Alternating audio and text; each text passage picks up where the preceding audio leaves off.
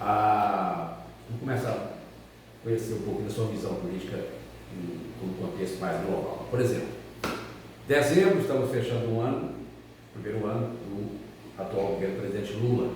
Qual é a sua visão do atual governo brasileiro, depois de um ano, do seu terceiro mandato? Eu trabalhei muito em 2022, fui candidata, mas eu acho que o meu foco maior era lá em cima.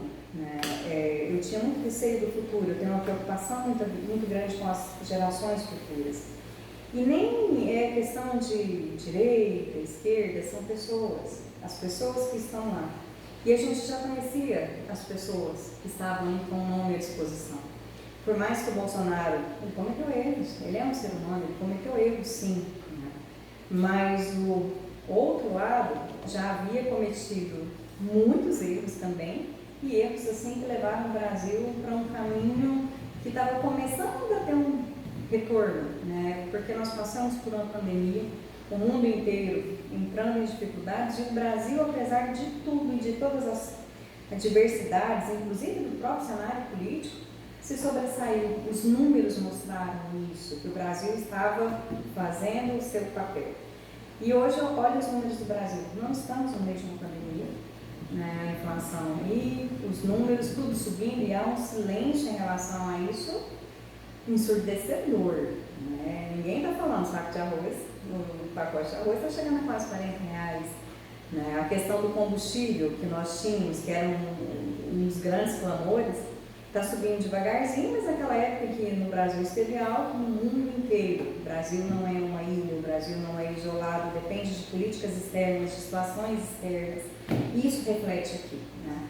Então o Brasil está, se continuar assim, vai dar trabalho recuperar. Mas a gente dá conta. Você vê com olhos de, digamos, um olhar pessimista nesse momento? Eu não digo pessimista, não. Pessimismo não é uma palavra que não me pertence. Eu digo que eu sou sempre realista. A gente tem que olhar as coisas como elas de fato são, sem paixões. Né? Então não é porque eu queria que o outro ganhasse e agora eu acho que está todo mundo. De maneira alguma. E quando eu falo em realidade, números. A gente tem que se ater aos números. Quando você fala em realidade, nunca se viu na história do Brasil, como disse o atual presidente, nessa última eleição de 2022, essa polarização, esse radicalismo, esse extremismo, tanto de quem é de direita quanto de quem é de esquerda. Isso te preocupa de alguma forma ou não? Sim, sim. O radicalismo e extremismo, ele não é bom para ninguém, para nenhum lado, porque você perde a razão, você vai sempre agir pela emoção. Ah não, mas você é de lá, peraí, ninguém presta, isso, aquilo, né?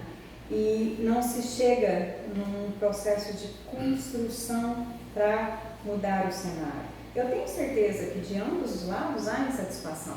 Do lado da direita, natural, né, porque nem não está no poder, e tem os insatisfeitos da esquerda também. Mas os insatisfeitos da esquerda não querem dar o braço a torcer de que é preciso mudar, porque são pessoas que cometem erros. Não estamos falando em partidos que cometem erros, são pessoas. Até eu sou do Republicanos e direto acontece alguma coisa, o Republicanos fez isso. Não foi o Republicanos, foi a pessoa, né? A pessoa que cometeu um equívoco. O partido ele não tem personalidade física de ser humano, mas esse extremismo nos faz não enxergar os erros, não ver o que é preciso ser mudado, não traz aquele que está ali sem saber para onde vai, o que fazer, não dá segurança a essa pessoa e ela fica ali no meio daquele fogo cruzado. O que nós devemos fazer para mudar esse cenário? Se não está bom, mas o que fazer? Então nos tira a razão. Antes de chegar no nosso cenário local, já está aí, política local, mais uma questão nacional para fechar na sua visão, para conhecer um pouco mais do que pensa a Flaviane Scopel. Na questão do governo federal, já existe desde a sua posse aí, até um pouco antes, uma certa, eu diria, queda de braço entre o pessoal do agronegócio e o governo petista. Isso é uma questão que já existe há algum tempo. De contrapartida, o atual ministro da Agricultura, ele é praticamente uma unanimidade do pessoal do agro, mas até onde eu sei, o Fábio tem um meio Trump aí, enfim, bem aceito no meio. Como é que você vê essa questão do agro com a questão petista? E existe aí, me parece, uma certa, digamos assim, uma certa questão do agro com o pessoal da agricultura familiar, quer dizer, sai um plano safra para o agro, sai um plano safra para a agricultura familiar, o presidente atual defende mais a classe pessoal da agricultura familiar, enquanto o pessoal do agro se sente meio que, né, abandonado, enfim. Como é que seria essa questão do agro, que é também a sua origem, né? Sim, sim. Também planta soja, como é que é a questão? Não, eu sou de uma família de agricultores e também sou de uma família da agricultura familiar. Então eu entendo perfeitamente os dois lados. E a gente não pode falar da agricultura. Dá uma impressão que tem aqui um pobre e um rico, né? Mas é essa disputa de classes que precisa acabar. Eu não posso colocar o agro contra a agricultura familiar, porque cada um tem o seu papel. O meu pai pertence à agricultura familiar, meu pai planta melancia. E o que é a agricultura familiar? Pequenas propriedades. Que alimenta mesmo o brasileiro, que é normal. Também. Mas você precisa do arroz, do feijão. Não vamos falar do arroz e do feijão da agricultura familiar, porque ele é caro, ele tem um alto custo, aquele sem agrotóxicos e tal, arroz orgânico. Arroz, feijão, trigo. Você está vestindo roupa que tem algodão, que você precisa. Você gosta da cervejinha que tem a cevada. O nosso livro aqui tem agricultura. E o agro está em tudo. A gente tem que entender isso, que o agro está em tudo. E a agricultura familiar, ele mantém famílias, ele é a mistura, ele também tem o seu papel. Então a gente tem que parar de confundir a agricultura familiar com a MST. São situações distintas. A agricultura familiar é aquela pequena propriedade que produz, que trabalha, que mantém famílias, que ajuda na economia. Então a gente tem que parar de... Tanto é que eu falei muito isso em 2020 e vieram me falar, mas você está defendendo a agricultura familiar, então você é contra o agro? Peraí, são situações distintas, cada um do seu cada um. Em relação ao plano safra, que realmente socaram em milhões, a questão é, ele chega onde precisa? Ele chega aqui na conta? Porque uma coisa é você liberar aquele rio de dinheiro, mas a questão é, ele chega onde é necessário, ele vem de acordo com a necessidade do agricultor, e essa é uma grande questão. Né? E não chega. Mas o ministro é confiável, pelo menos.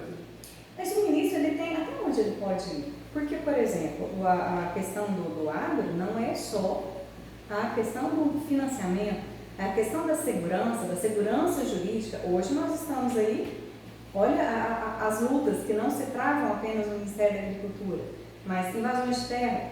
Espera aí, onde está a minha segurança, o meu direito à propriedade, né? E se coloca tudo de novo, né, no mesmo saco. Então, assim, o ministro da Agricultura, ele faz o trabalho dele, plano safra, isso aqui. Mas ele não está lá cuidando de cada contratinho para saber na mão de quem que aquele recurso vai chegar. Então, ele tem que chegar na mão de quem produz verdadeiramente, não na mão daquele que não precisa. Chegando a Jataí, finalmente, né, porque depois dessa viagem pelo país, o que você me fala da gestão do Humberto Machado? Humberto Machado, eu fiz uma conta agora recentemente, buscando os dados aí. Teremos uma eleição agora em 2026. 24. 26 e 24. Evidentemente que hoje eu penso que seja um candidato à eleição, naturalmente. Uma vez, se acontecer uma nova vitória do Humberto, ele estará no Executivo de Jataí, no próximo mandato, se vier a ocorrer, por um período de 28 anos. Talvez fora os intervalos, né? Fora, basicamente, talvez um dos maiores do Brasil, que terá um período tão longo no Executivo. Foram 4 como vice aí, seria mais 4 mandatos se vier a acontecer uma situação dessa futuramente. Bom, isso é um dado, uma questão. Como é que você vê a gestão do Humberto? Humberto, ele já deu a contribuição dele ao Jataí. Ele já fez o que tinha que fazer. E se a nossa legislação fala em alternância de poder, existe uma razão de ser. Então, cada um vem, dá a sua contribuição e que venham outros com novas ideias, novos projetos, com novas propostas. E a gente tem que reconhecer uma coisa com muita segurança, Milton. Jataí está estagnado há muito tempo. Jataí não se desenvolve, não apenas em número de habitantes, né? Eu até fiz um comparativo recentemente entre Jataí e Rio Verde. Rio Verde, quando eu me mudei para cá em 1980, havia aquela competição, né? Jataí, Rio Verde, qual é maior e tal, elas estavam sempre, uma dava um passinho, outro dava outro passinho, e havia aquela competição ali de quem está na frente naquele momento. E Jataí, de lá para cá, estagnou, né? E quando a gente olha o cenário político, você vê quem são as figuras